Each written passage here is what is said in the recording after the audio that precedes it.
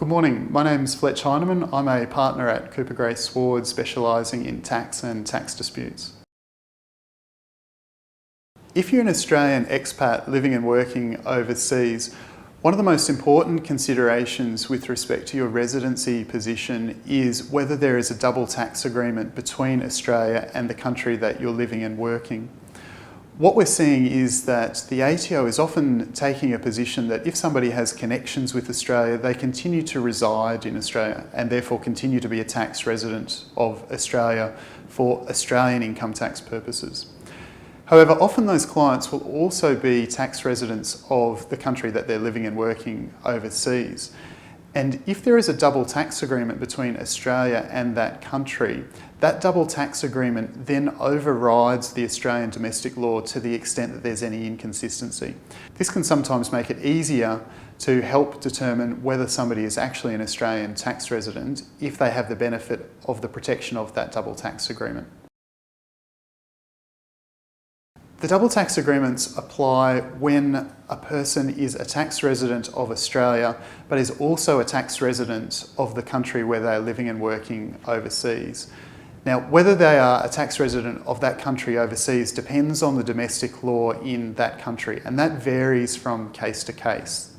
So you would need to check with a local tax advisor in that country to see whether you are a tax resident in that country. It's really important to note that tax residency is a completely different test from your immigration status. So we often see cases where clients may not have a permanent immigration status, but they still qualify as a tax resident in that particular country. Similarly, we also see situations where a client does have a permanent immigration status in that country, but has failed to meet the criteria to be a tax resident of that country. This is really important. If you are not a tax resident of the country overseas, then you won't get the protection of the double tax agreement.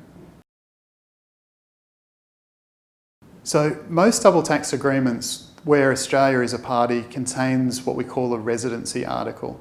And what that article does is it says that if you are deemed to be an Australian tax resident under the Australian income tax law, but you're also a tax resident under the income tax law of the country that you're living and working, then the residency article contains these tiebreaker tests. And basically the tiebreaker tests mean that you are only deemed to be a tax resident of one country and not both. The first tiebreaker test is usually the permanent home test. So it checks on whether you have a permanent home available to you in the overseas country and also whether you have a permanent home available to you in Australia. It's really important to check the specific tiebreaker tests in each double tax agreement.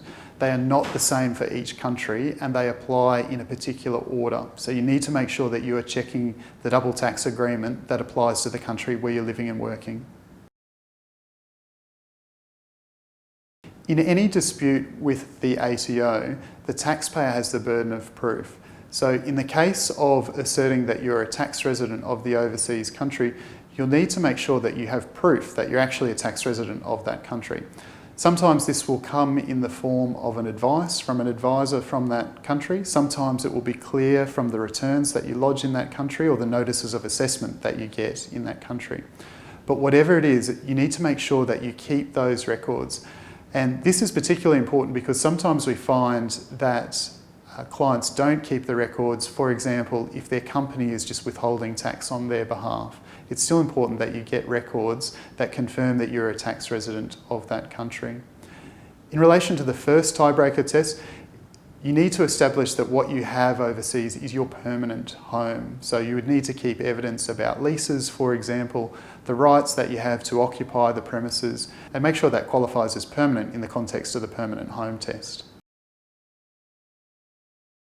Most of the double tax agreements then contain a habitual abode test, which generally tests which country you stay more often in, and also a test that looks at where your personal or economic relations are closer.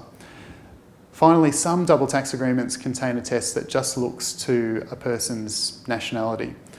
But as we mentioned before, it's really important to make sure that you look at the DTA as the tests apply in order. So if your circumstances are resolved on the permanent home test, you wouldn't be looking at any of the other tiebreaker tests. Thanks for watching. If you have any questions, please feel free to contact us. We're always happy to help where we can.